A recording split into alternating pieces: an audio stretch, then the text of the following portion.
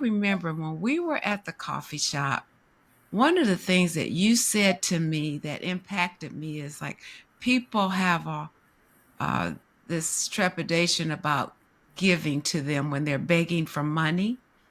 And you said something like, and I want you to say it in your own words, just like, if you give them $5, what is that going to do? You know, you go ahead and tell. You say it. I want you to Yeah, say it the way you said it to me. I actually read it from someone I follow who actually is very, you know, um, sympathetic also with their situation.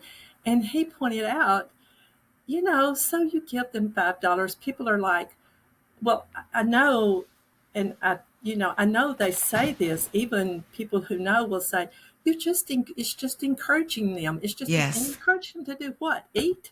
That's We have to eat. What are we encouraging them to do? Yeah. Because you Yeah. give them $5 or $10, they're not going to buy a car or get housing, or they're not even going to buy probably a pack of cigarettes anymore. Yeah, you've temporarily, relieved them. Um, it's very complicated.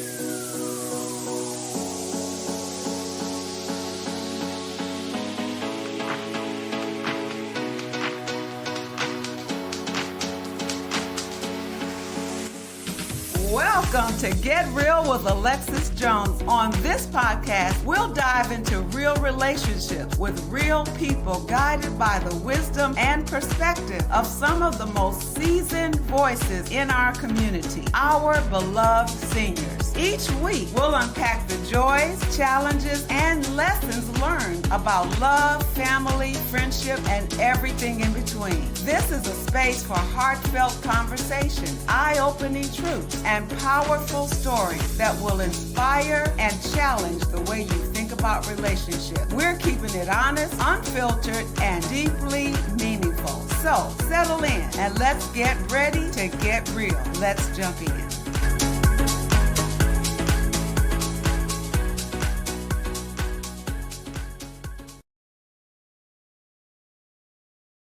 Well, hello. I am so excited today to have someone here that I admire very, very much. Before I introduce her to you, I want to tell you that today's topic is face to face with homelessness. My guest and I were sitting in a coffee shop and we were just talking about some of the things she does as a volunteer. And it was just so fascinating and it resonated with me because of all of the thoughts that I've had, the preconceived notions, the why this, why that. And I was so enlightened as I spoke with today's guest. So let's get right into the topic. Sandy Bass, I am so glad to have you here today. Sandy is a friend and she is literally my neighbor. We live in a condo building in downtown Decatur outside of Atlanta, and we happen to live on the same floor. We live on the PH or the penthouse level. I have a story to share with you briefly about that, Sandy. I've never told you this, but we were on the elevator once, the two of us, and another gentleman got on. I don't know if he was there before us or he came afterwards. But as always happens, someone close to the buttons will say, "What floor are you going to?" And we said PH. And he said something like, "Oh, you're on the penthouse level." Well, until my time with you on the elevator, these comments made me uncomfortable. And I found that I was grasping at how to respond. And so you handled it so masterfully. You said, and I know you don't remember, you said, "Yeah, can you imagine two teachers living on the penthouse floor?" I was like, "Oh, yes, this is how you handle it." You didn't apologize for it. You just said, "Yeah, we're blessed and we're here. Thank you very much." And you just went on. And I thought, okay, from that moment on, I had no problems with anybody making any Yeah. comments about the penthouse floor. Had you heard those comments before? Oh, yes. People have said the penthouse, the penthouse. Yes, but somehow, as we know, the only thing we get is we do get the top floor, no one above us. That's nice, and Yes. higher ceilings. But aside, that's the last perk of the penthouse. And I have it had occurred to me like, well, this is kind of, I don't know, our George Jefferson moment. We were moving on up finally. Moving on Finally, up. teachers. We And, focus. We kind of get a little piece of it, right? right, we got a little bit of piece of the pie. Yes. So I learned to say it with gratitude, humility, and pride now Yes. because of how Yes. you responded. So Yes. let me tell our audience a little bit about you because I could just talk about us in our encounters and forget about the topic, and I don't want to do that. Sandy Bass has an associate's degree in social science from Tennessee Southern. She earned her bachelor's degree in science in elementary education with an early childhood and a middle school endorsement from Athens State University. She has a master's degree in elementary education from the University of North Alabama. Sandy taught school for 35 years, 35 in Limestone County schools near Huntsville, Alabama. She taught middle school language arts, science, first grade, and reading. Sandy grew up on a family dairy farm, so it is no wonder she loves gardening and anything to do outside. I did not know this. See, that's why I like getting people's bios. Like, I get to learn some stuff. Yeah. She has two children, a son and a daughter, and three grandchildren. And she's lived in Atlanta for 8 years. Welcome, Sandy. I'm so glad to have you. Yeah. Well, I'm really glad to be here. Didn't come under the best of circumstances, but Yeah. it's turned out to be really what I needed. It has. Yes. It's a good thing. It's a good Wonderful thing. people. I have, It, yes, wonderful yes. people. Yes. You know, I'm so tempted to talk about our life here at Decatur Renaissance, but I I know. know I'll get off on a tangent. Maybe we'll schedule that for another time because it's really an interesting story how we got here. I do want to say this really quickly because I have to acknowledge my neighbors have been more than neighbors to me. I live alone. I'm in a condominium building, and in my darkest, most difficult time, they rallied to me. You never know who's thinking about you and caring about you and wanting to come to assist in any way they can until something happens. And so Sandy, among other neighbors, have been there for me, and I am eternally grateful, eternally grateful. It is. It's a great building. Yeah. Yeah, Great. a great building to live, especially if you live alone. Yes. Yeah. Oh, yes. Yes. Yeah, Oh, yeah. yeah, It really is. yeah. So our topic today again is face to face with homelessness. Sandy, let's just jump right in. I know that you volunteer with helping the homeless population. Just tell me how you came to be a volunteer. Why? What's the appropriate title? You know, is there an appropriate, respectful way to refer to the homeless, unsheltered, homeless, unhoused? I hear all that terminology. So you could just start. You could just start telling us what you want us to know. Well, we know, especially in today's world, sometimes how you say something really means a lot. And I have, and homeless seems to be the word that we used to use all the time. I have found that even the ones who come to us sometimes want to say unsheltered. My, I work, okay, I'm with Threshold, which is associated with the Presbyterian Church. They are the ones who, I'm not a member of that church, but I will Mm-hmm. say they do wonderful things with this. And we are kind of a resource. Mm-hmm. And to me, one of the most important things we do is we provide a way for them to get mail. And that is one of the first things that was just when I started. the very first time I did it was like, oh yeah, if you don't have anywhere to get mail, they don't have anywhere to get mail. This is huge because, Yeah.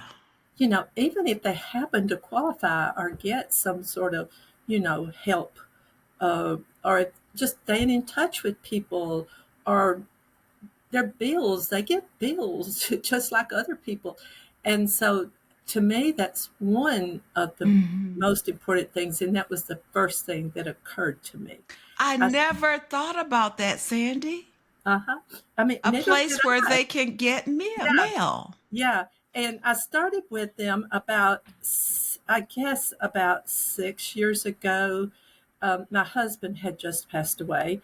And two of my friends here, I think this, now I'm kind of guessing here. I think this was the early years of Threshold because at that time we were doing it out of the church building itself. Hmm. And they encouraged me. They needed help. They were trying to get this off the ground, and I went over there to help them. And I was like everybody else. I had a preconceived notion about them. Halfway, we have I hesitate to use this word, but I think it's true. We kind of have a fear of them Hmm. because we see them and we don't know how to react. Right. And I didn't come from a place where I saw a lot of it either. This whole Hmm. street thing was Hmm. new to me. Hmm. But I remember one of the very first people that I came face to face was with a young man. And he had been put out of his apartment because he couldn't pay his rent. And he had spent the night in the car, and it was cold. And he was cold and he was frightened. And he didn't have anyone. And that is one of the first things is these people most of the time, well, almost all the time, anyone they know is in the same predicament they are. Yeah. They don't have anybody to help them. They are doing, you know, I have said this to people. I heard it and I have said it to people myself. If you have ever received help from someone, or you have ever helped someone in your family or someone you know and love, the only difference between you and them is someone was there to catch you when you Mm. fell, Yes. and there is no one to catch them. Yes. I love So, that. I um, love how you made that analogy. yeah, Um, we could be in the same predicament we could. were there no one to catch us. Yes, Yeah. exactly. And we Hmm. really wouldn't be as far as you might think Hmm. because I don't think he'll care me using his name because he's such a wonderful person. Mr. White, who used to be the director over at the, uh, uh, well, he works with the homeless and everything.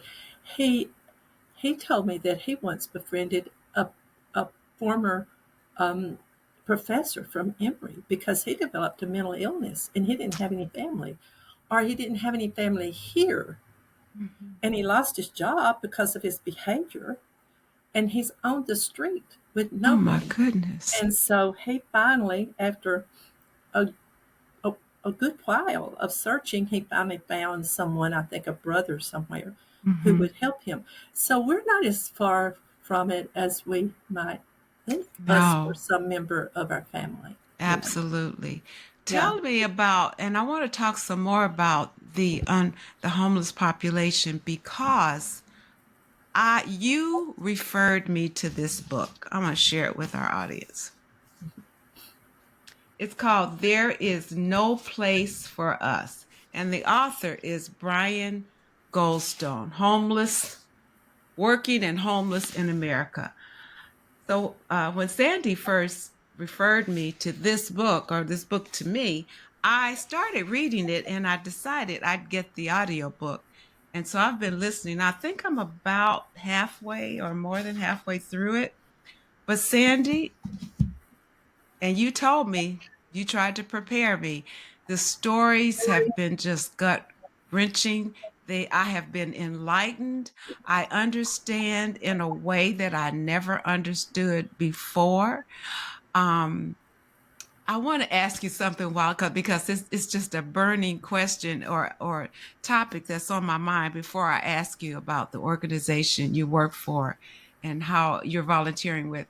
I remember when we were at the coffee shop, one of the things that you said to me that impacted me is like people have uh, this trepidation about giving to them when they're begging for money. And you said something like, and I want you to say it in your own words, just like, if you give them $5, what is that going to do? You know, you go ahead and tell. You say it. I want you to say it the way you said it to me. I actually read it from someone I follow who actually is very, you know, sympathetic also with their situation. And he pointed out, so you give them $5. People are like, well, I know, and I know they say this. Even people who know will say, it's just encouraging them. It's just and Yes. encourage them to do what? Eat. That's We have to eat. What are we encouraging them to do? Yeah. Because you Yeah. give them $5 or $10, they're not going to buy a car or get housing, or they're not even going to buy probably a pack of cigarettes anymore. Yeah, you've temporarily, relieved them. Um, it's very complicated. Um, Mm-hmm. we kind of play this game with some of them that I volunteer with. Of if you had the money to fix this, how would you fix it? It's Mm. very complicated. Yes. Some of these people do need a leg up. That's what they Yes. need. They just need Yes. a boost. We have them Yes. quite often who really do just need, but we have a lot of people who are very mentally ill, Mm-hmm. very Mm-hmm. physically ill too. Mm-hmm. Oh, Mm-hmm. that's heartbreaking. I With mean, for no medical example, care. yeah, we have, Can they get medical care? well, it is very difficult. Mm-hmm. I don't know any personal anything I can tell you, but they go to a place called Mercy Care, and they are very happy, the ones who do it, with the care they get. Mm-hmm. But living on the street takes a toll. Mm. And if you think about, well, I've been through it with cancer and diseases. I mean, we all have with people. Okay, so we had a lady who actually would come in and help us. She had a job in a daycare. Now we know, you and I know, that doesn't pay a lot, but she had a Right. place to live and everything. She gets breast cancer. Mm. Okay, there you go. No real Yeah. insurance. Pretty soon she's out on the street. It leaves her with a lot of, and if you've ever dealt with anybody in treatment, you have a lot of secondary problems. It left her with Mm-hmm. problems there. She's Yes. out on the street now with no, she does get the cancer, a good prognosis from the cancer, but now she's homeless. I Yeah. mean, unhoused, whatever. It, you know, so we see a lot of that. Yeah. People, Yeah. we see them And from, we don't think about it. Those of us who walk uh-uh, by, drive by, uh-uh, pass judgment, we don't think about those things. Like we could be looking at somebody who has a terminal diagnosis, or even if it isn't terminal. When I'm sick, I go to the doctor and I may or may not like the care, but I can go to the doctor and get care. And then I can come home and I home. can rest. Mhm. I can make Yeah. a cup of hot chicken soup. Yes, yes. Somebody is going to come see me and bring me something. And I Well, take that we take that for granted. we really take that for granted. And also, a, a diagnosis won't put you out on the street. But if you're Yeah. living, as the book points out, to hand to mouth with a job, paycheck to paycheck, maybe two jobs, and then Mm-hmm. all of a sudden you get this huge diagnosis, that you can't work anymore. Um, you know, Yes. there you are. What are you going to do? We What are you just going to do? and my biggest one, the one I think could be fixed, better, much better than we do, is our elderly that wind up on the street. Mm-hmm. They get older. As we know, you get limitations. You can't Mm-hmm. work anymore. You might get a little Social Security check. They often will have a little bit of income, Mm-hmm. and there is housing, some, but the waiting list is long. Yes. And Yes. we have seniors out on the street, and these are the people who hold us up. They have worked their entire lives. They have been the people who cleaned our houses, cleaned our hotel rooms, Mm-hmm. cleaned our swimming pools, Mm-hmm. mowed our yards, worked in those jobs. Excuse me, worked in those jobs. They have done that for their entire lives. So now they get this little check that's hardly anything, Yeah. and they're old and they're on the street, and Yeah. it just seems that we owe them more than that. You know, Um, tell me what, tell me again. I know you mentioned it. What is the name of the organization that you're working with? How long have you been working with them? And I still want to understand why, because this was not a population that you were familiar with before you moved to Atlanta. not no, not What not really. No. what tugged at your heart to the extent, because it may tug at our hearts, but what tugged at your heart to the extent that it caused you to get involved in the way that you do? Well, I think it almost would anyone's if you just had to. Okay, so when I do it, I work with right now, some really volunteers. One of them is a former social worker, that are really informed, that they really are informed, more informed than I am. So I do, and most people don't want to do it. I do what is called intake. I'm the first person they come to, that they give their name to, of Mm-hmm. why they're there, what they want, Mm-hmm. and all of that. I almost think that any person, when you look at this person, now some of them are angry and some of them will kind of, but even that, I have a level of compassion for. I'm not sure Yeah. I wouldn't be angry, Yeah. but most of them, like just this past week, one young man stood there and told me and Natalie, one of the other volunteers, how grateful he was that we were there. He Oh. has nothing, and he Wow. is grateful that we're there. And Mm-hmm. we said as much to him, and he's like, but you don't know how much this means to me. Yeah. And Oh he's my a really goodness. young man, a very Yeah. humble. Whatever it And do you know their stories, or are you just taking, some okay, some you find out sometimes, their stories. Yeah. yeah, sometimes Mm-hmm. sometimes Mm-hmm. they've been around. You Mm-hmm. do know, and Mm-hmm. they repeat. And we've had them that I've had them to point out to me. Okay, so another thing we do, we have coffee, and I'll give a shout out to Revolution Donuts. They donate donuts every week. Do they? Yes, beautiful donuts. Oh, they're amazing. I'll have And to patronize them some more because they do yes, have good donuts. Yeah. yes, they do. And we have donuts, and people will other things like fruits and all kinds of things. Mm-hmm. This past week, a Sunday school class had done extra little bags for them, and it excited them to death. But one of them pointed out to me that this is they socialize. This is where they get to see people that they've seen there before, and they're like, I don't know if this is right or not, but we're glad to see each other, and we. But I mean, they're out on the street, and you forget this is their culture. This is their culture.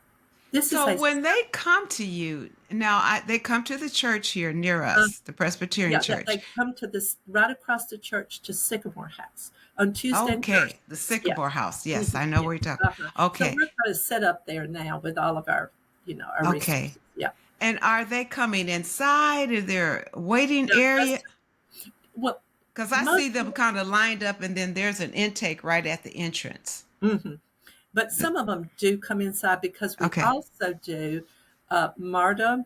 passes, one round trip. They help them if they need, maybe they're going to the doctor, they have a job appointment. Some of them have qualified because they have to call ahead and talk to the director. They have made appointments to get 7-day cards or to get a gas card. Some of them live in their car. We have a pretty big population of them that live in their car, Mm-hmm. and they can, and so they have and then once a month, they come with laundry, and those people come inside and wait. They Some people from the church, they have a card that they can use in the machines, and then they have those, the detergents and stuff for them. Mm-hmm. And they have there's a cooperating laundromat, because that's another Oh, thing, even yeah. if you that we've run into, is with people who are trying to work. They've got to have We had a young man that we helped him. We got him the shoes that they wanted him to wear, the black pants, the white t-shirt. And I will never forget, he looked at me and they said, I have to take a shower and be clean, and I have to keep my clothes clean. How do I do that? He's living in his Oh, car. oh, So that's another thing. yeah. Just having a job isn't all of it. Mm-hmm. And a It's job true. doesn't, you've got to have certain standards to work at a job. Mm-hmm. And then a job with the housing market like it is now doesn't Mm-hmm. ensure you of somewhere to live. Yeah. Um, you know, so it's Yeah. complex. It's very that's It's another thing. complicated. It's complicated. I'm not a professional. Like, we have people, like I said, even some I work with, that volunteer, who are really more in there trying to help more with housing. But when you see, and the mentally ill, oh my goodness, some of them are so very mentally ill, so Mm. very mentally ill. You know, When um, when they come to, how often do you meet with them, or you're available for them to come to tell you what they need? Is it once a week, once a month? well, the threshold is open twice a week. I go on Okay. Thursday mornings, but it's open Tuesday and Thursdays. So Okay. they can get their mail on Tuesday and Thursdays. Okay. And they can also get, the other services Mm-hmm. during Mm-hmm. that time. Mm-hmm. Yes. And And is sometimes they meet with the director, and according to what their needs are, she can help them get a bone. Now, it's a track bone type thing. mm-hmm. It isn't a smartphone or anything. But but even that's another thing. If you're going to look for a job or do anything, you almost have to have a phone. You Um, do. You I mean, do. the Got to be library. able to communicate. Yeah. Yep. I have to say, our library, they carry a lot of the burden of it. And I say Mm-hmm. burden because they want to come in there in the winter, especially because it's Mm-hmm. cold. Mm-hmm. But they really are very helpful and kind there, Mm-hmm. because they can use computers Mm-hmm. and things there. Because, There, our library is very kind. I've been over yes, there, and uh-huh. they just have some guidelines, but they don't turn people away, No, as far they as what don't. I've seen. Yeah. And they let it go. They had to get some guidelines. Yeah. You're a librarian. That's not what you signed up for. You Right. know, that's Right. yeah. Right. It was a Absolutely. burden. It got to be a huge burden for them, but they're still very helpful. For Yes. those who come. And I With, think that's an important point, that the unsheltered need help, but you've hired someone, for example, to be the librarian, and this is way more than they are prepared to take on. exactly. And how Yes. do we meet those needs? Yeah. As you said, you nailed it. It's complicated, and It's that's one of the things that I concluded in my reading or my listening yeah. so far. When I'm reading There's No Place for Us, every time I hear a story, because but our listening audience may not know that in the book There's No Place for Us, it follows these, I think, 5 families in Atlanta, and tells their story. And I'm driving, Sandy, and I'm thinking, oh my goodness, that I never imagined that scenario. One young lady in the book was dating, and she broke up with her boyfriend for whatever reason, and she had a young son in school. I think it was elementary school, and she was at work, and she was renting a house, and she was at work and got a call that her house was on fire. She rushed home, and I mean her house was just inflamed. You know, it was inhabitable. She couldn't Mm. go in. They wouldn't allow her in. She was frantic because it was the time that her son would have been home, and she was worried that he might be inside. As it turns out, his bus was late, and he had not gotten there. And he actually got home when they were trying to prevent her from going inside. And they said, ma'am, what we can tell you is your son is not inside. And then he eventually came home. But it was her former boyfriend that set the fire because they saw the arson take place on a neighbor's camera, and she didn't have renter's insurance because when you're not making that much, you got to make I remember being in that position where you Yes. got to make choices, and it was always, do I really have to have renter's insurance? Can I take this chance? You know, so she didn't have renter's insurance, and the house burned down, or it was inhabitable, and the landlord, she was trying to find some place to stay in the interim, and she went back, and the landlord said, well, you've got to pay this month's rent and the next. And she says, what are you talking about? I can't even live there. But you signed a lease. So Oh, she left to find a place, and she finally found some place. It was a little bit more expensive, wasn't the best of conditions, but she was just so glad to have found a home, an apartment. So, and the potential landlord seemed to be very kind and understanding toward her. And he said, well, we look forward to having you, or whatever he said to her. And she just, I mean, I could feel her relief that somebody cares and somebody is providing a solution to this problem.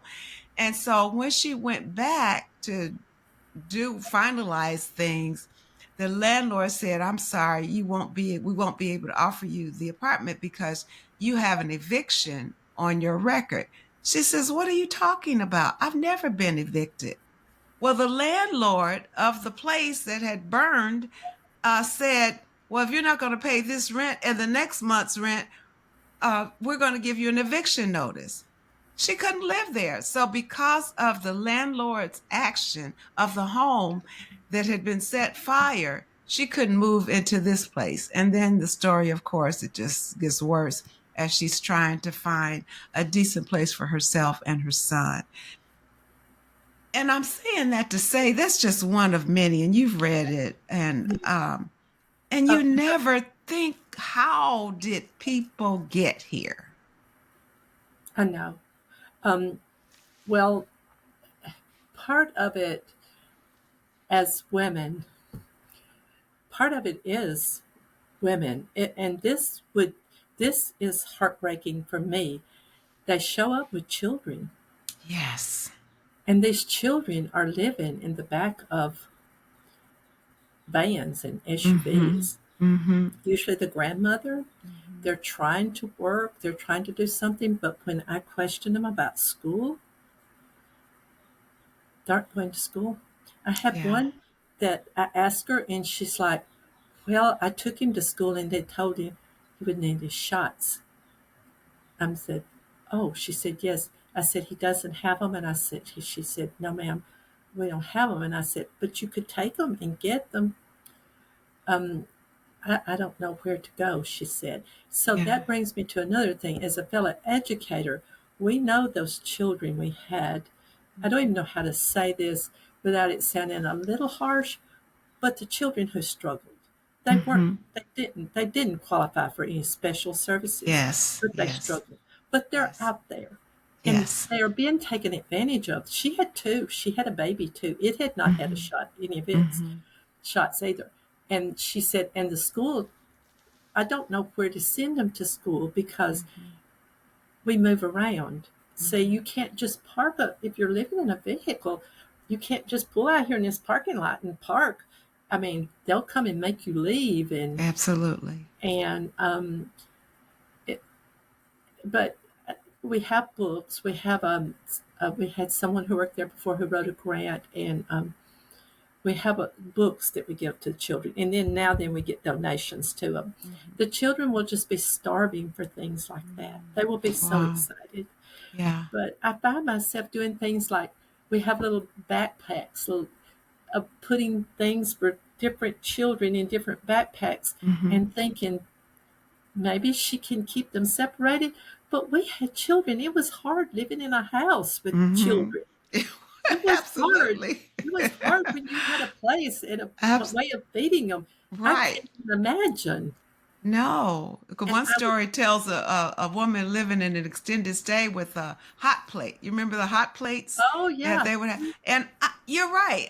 I had a home with a What stove are and a you looking? refrigerator and a microwave to boot, and I can't imagine. I can't either. We were just, I think about that. And in that book, another thing I know is sometimes he'll point out those hotels and motels, Yes. and we know exactly where they are. Oh, yes, And we then now you do. pass them and you think what's going on there. Absolutely. You're Oh, right. Now, when I drive past them, I'm yeah. looking at them differently. Yes. So Yes. true. I think, let me say before I forget, our eyes need to be opened. I mean, what you do with the information you receive is your business. I'm not here to criticize any of us, but we need to understand before we make these judgments. I remember Yes. going back to my earlier comment where you said, so what if they take your $5 and buy a pack of cigarettes? I mean, this is what you helped me to see. In the grand scheme of things, if a cigarette will bring them 5 minutes of relief from the world as they know it, let them buy a pack of Yes. cigarettes. Yes. I mean, look at I'll just say our peers, our peer generation. We have insurance. Most of us do, or Yes. now Medicare. But if we get over traumatized, over upset, anything, we can go to the doctor and they'll just write us a prescription for something to make Yes. us feel better. Absolutely. So what if they go buy a joint? Right. What if they smoke a joint? If that makes you Right. feel better, I mean, When you explained it and showed me that perspective, it's like, I hope you go buy a joint. I If know. you can get 5 minutes of relief, if you can get some relief from this that you're living in, because we're said, no, you'll enable them. Enable them to do what? They can't do much with your $5 or your No, they $10 or aren't. your $1. And they'll say, I mean, I have heard this from top people. You're just that one. You're just Yeah. encouraging them. That one is like, I don't even know what you're talking about. What are you encouraging? What are we talking about? To What are do we what? encouraging them to eat? To Yeah. eat? $5 won't even probably buy you anything to eat now. Mm-mm. Some of the Mm-mm. merchants used to be more. They're well. Decatur is trying to get them off the street from Mm-hmm. complaints. A lot of Mm-hmm. complaints. Yes, I'm And sure. they can be a nuisance. I get that. I get that they can be a Mm-hmm. nuisance, Mm-hmm. Mm-hmm. but we can't think about them like I've had people say to me, if you all didn't do all that over there, you're just attracting. It's Mm-hmm. like they're ants or mice or Yes. something. Yes. Like Yes. you would. I mean, they're humans, They're and I people. don't know, but I wanted to go back to my thing about women because I did want to make this point of women on the street. Okay. We have one young woman, and I would say her cognitive abilities, I haven't seen her in about a month, but I would say her cognitive abilities is about like a first grader, 6 or 7 year Mhm. Mhm. old. Mhm. She would show up to us totally nude, where she had, with only a garbage bag, where she had gotten it out of one of the big garbage cans over her head. She's Mm. raped repeatedly. Now, the other women we see tell us this. You can hear it. Mhm.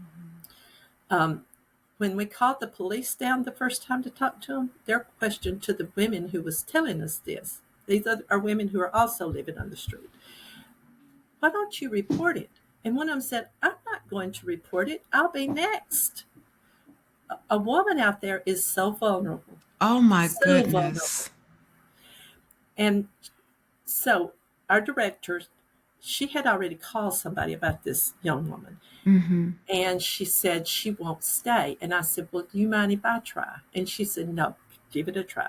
So I called adult services. Mhm. And to their credit, they immediately called me back. They came out. They called me. I met them. They came out. They met with her. They found her a place, a really good place. Mhm. She wouldn't stay. Adult services called and told me that she left, and we can't make her. And I'm like, Why? if she doesn't have the cognitive abilities to make that decision. And Mhm. they like, but we couldn't find any family member that would take that responsibility because you have to go to court and get, I'm not sure what all, but Yeah. and there was an uncle, but Mhm. he would not take that responsibility. And they said, so we cannot make her stay there. So, And is no, it because of her cognitive level? Is that where she was cognitively that you believe she was refusing to stay? She just I didn't. do. Yes, I Yeah. do. I do think she Yeah. just, they were making her, I'm sure where they were staying had rules Mhm. and they were wanting her to follow it. Well, Yeah. after with her cognitive abilities and being out on the Mm-mm. street Mm-mm. and just, she's just almost untamable probably Yeah. right now, or it Yeah. would take a lot of discipline. Sure. But Sure. we have had her show up numerous times with, they steal everything. And when we want to help her, we have to put the money in her hand and send her straight to McDonald's to get her, or somewhere close, to Mhm. get her something to eat. They will Mhm. take it away from her. Oh my And we have goodness. several women, like we have one that's Mhm. been on the street around Decatur for years.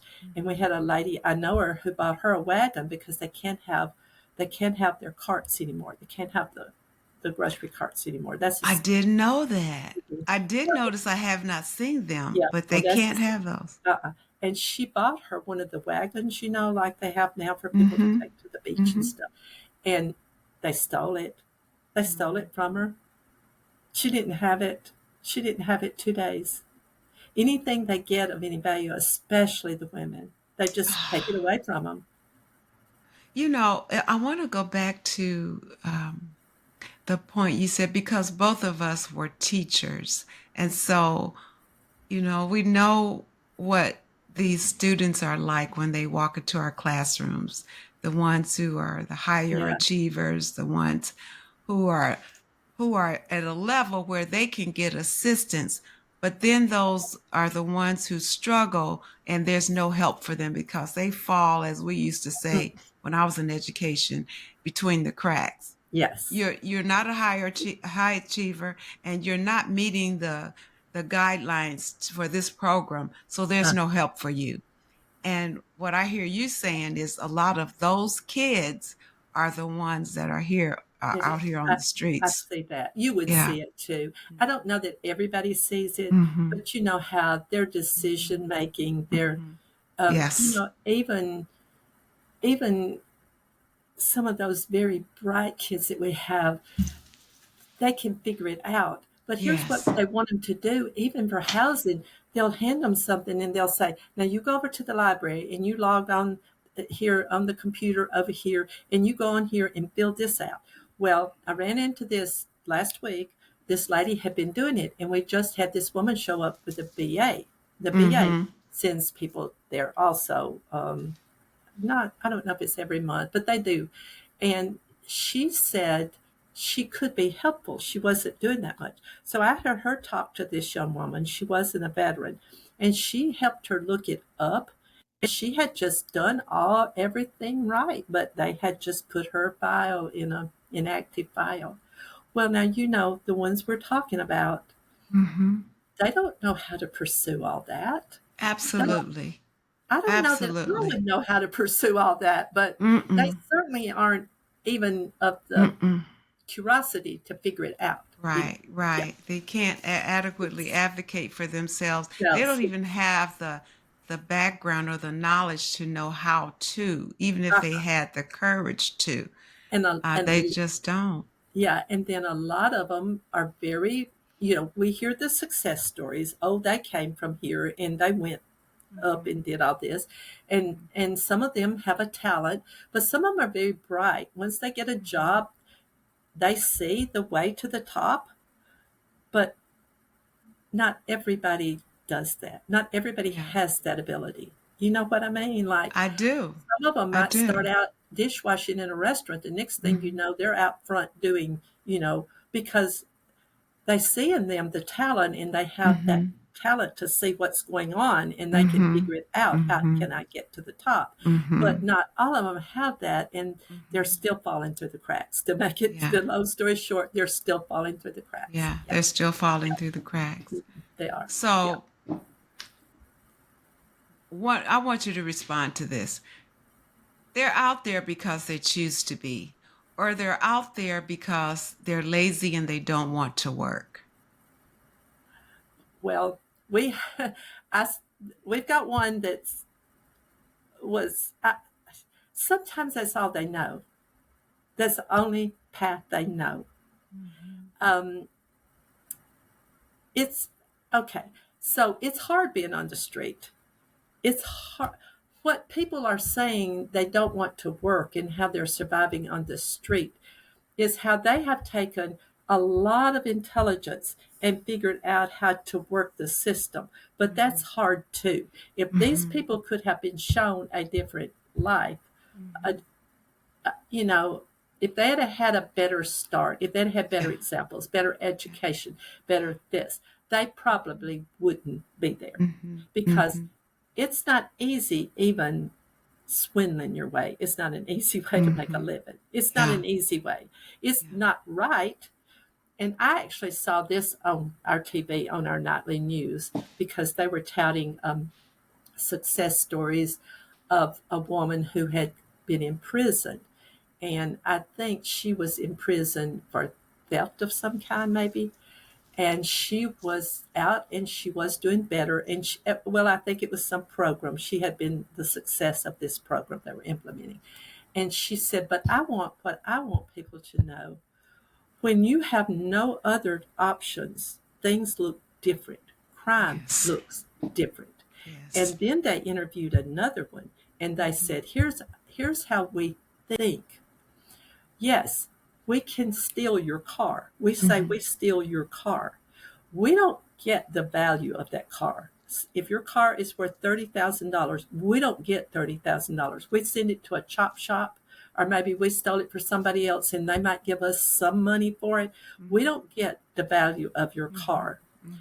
We are just trying to survive. Trying to And our survive. our rationale is you have insurance and your car will be replaced. And you Mhm. know what? They're right. Yeah. If my Yeah. car was stolen from this garage down here right now, I'd be as You mad as call fire. your right. I would just be on that phone with that insurance agency and on that phone. But a month from now, I'd have another car. Absolutely. That's so Yeah. true. I mean, really, it's That's true. so they're right in their reasoning. But I wouldn't say they're lazy because they're not lazy. It's hard to live that way. It's hard to Yes. live that way. Yeah. Misguided, lacking in basic, I don't know, teachings, Mhm. principles. Yeah, they definitely lacking in it somewhere along the way. But if you want to find them, just go out there and look at those kids living in the back of that car. Mhm. You'll see a former gang member because Yes. why wouldn't they? I Yeah. probably would join a gang too, wouldn't you? Absolutely. Wherever, if you're in survival mode, you're going to go where there's help. And Yes, if the yes. help is with the gang, that's where you're going. But that's what they have figured out. If we Mm-hmm. gang together, we can survive this. That's what Absolutely. they. It's It's a survival. yeah. So how to fix it? I Mm-hmm. don't. Like I said, Well, I think you suggested it because one, it's complicated. Two, we saw this developing when you and I were teaching, yes. especially at the elementary and middle school level, with those same kids that were coming, but they were falling through the cracks. And we Mhm. were worried about them Yes. because the system would help these kids here and these kids over here, but these kids, they were really falling and falling Mhm. fast. Yes. And we were feeling helpless even at that time. Mhm. And how am I going to address that kid's need? And I've got these kids in the classroom along with those, and these kids over here have an IEP. So a teacher can only do so much, and we Exactly. saw them falling before our eyes. We did. We We did. saw their future. We didn't know the specifics, but we knew that it was bleak. Well, one thing I remember this. In the last years that I taught something called reading recovery, and they were all first graders, and they were the ones who were just not quite catching on, and you gave them this extra. It was one on one. One of the things you did was you took a book and first you looked at the pictures. Mm-hmm. And you told them this is a story. This book is a story. Oftentimes the children had not even been read to. And you would look at the pictures. And so we are looking at a picture, and one of these children and come from poor attendance and had the ability, had plenty of ability, but and he's looking at the pictures, and they're in a room, and there's a TV sitting on a desk, and the child is standing in front of it, and there's a man at the standing in the door, and it's a story about a father. Now the story was like the father's asking the son to go do something and not Mm-hmm. watch TV, but Mm-hmm. what the little boy said was he's thinking about he's going to steal that television. Mm-hmm. Now at 6 and 7 years Mm-hmm. old, that's how his mind is That's how his already, mind is because working. that's the Yeah. kind of environment that Yeah. That's the that's how environment. he's That's the what he's environment. heard. And yeah, How so do I survive? You got to survive. And you how do suppose, I survive? and Yeah. we know what we know because of the Yeah. people who Yeah. raised us. We had Yeah. a place And to they go. equipped us so Yeah, that that would not be our story. yes, we They did. equipped us so we would have a better opportunity that that would not be our story. Yes, But other we parents aren't in that no, position. no, Yeah. and Yeah. yeah. And then Wow. another thing is these mothers working two jobs or leaving children. Mm-hmm. This was something that I learned. Yes. They're Yes. leaving these children with anyone who can look after them, Mm-hmm. and oftentimes this was an eye opener. Not here. I already this was teaching school. Um, they were leaving them with older men, mothers, grandmother's Boyfriends, children, a or lot of times. Yeah. uncle, or somebody that's there that's maybe disabled, and he's there with the kids, Mm-hmm. and these are working two jobs, and Mm-hmm. they are the number one abusers of children, Yes. older Yes. men. And so now you're getting into the Yes. sexual abuse, the mental health Uh-huh. issues that Yes. have And started and those from way, and they're not getting any help to overcome those no, abuses as well. uh, So you've and, got and that they're on going, top of, mm, yeah, oh and my it's expanded goodness. right back up out on the street and in our, yeah. I So as mean, we come to a close, I want to ask you what are the resources that are not there that should be there in terms of our political leaders, our government agencies? What are we doing well? What are we not doing well? What can our governmental agencies do? And what should we as the public be aware of so that we can hold our leaders accountable? well, my first one that would be to me would be the easiest fixed. And I don't mean easy in that it is going to take a lot of money, but it Mm-hmm. seems to be the first one would be, let's get our elderly off the street. Ah, okay. But then, Mm-hmm. if and I know if anybody listens to this that knows me, they have heard this before. Mm-hmm. It just seems like there's no problem in getting money and sending them to prisons to Yeah, incarcerate or to right. police to arrest more. But to Mm-hmm. get money into education, Mm-hmm. it is Wow. fought Yeah, tooth and nail. You and I both know that. They fight it absolutely. just to get it adequate. It's Yes. hardly adequate. Yes. It's the money that goes toward education is hardly adequate.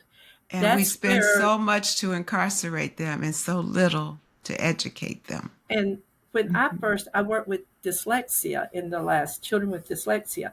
And when we were training to do that, there was a woman there from the lockdown facility for juveniles. And she said 98% of those juveniles that came in were dyslexic. Now you got to think what that is, because by definition, a dyslexic child is either, if most of the time, most of them that we would test would be way above average, but Mm-hmm. they're average or above and just are having a lot of difficulty. Some of them almost cannot read. This Right. affects 1 in 5 children that come in your Mm-hmm. doors. Mm-hmm. Okay, so you start to school and you are very bright, and you look over here and all these kids are getting this and you aren't. And you're not. I had Yes. I Yes. had one the first year I taught first grade. It was Christmas and I didn't even know he couldn't read. He was memorizing everything and having other children finish his work. They're so bright. So you Yes. can imagine if Yes. they're the type child where the parents aren't seeing it at home, not getting a Mm-hmm. lot of support, Mm-hmm. that's a lot of it.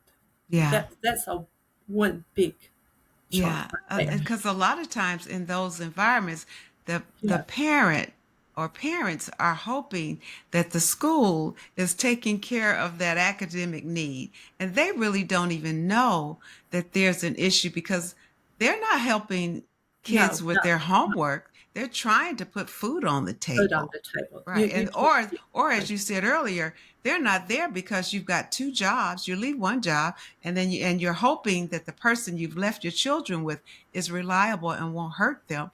But yeah, in many cases, they're the that's ones who end up abusing them. uh, it's Maslow's hierarchy of learning. That first one Yeah.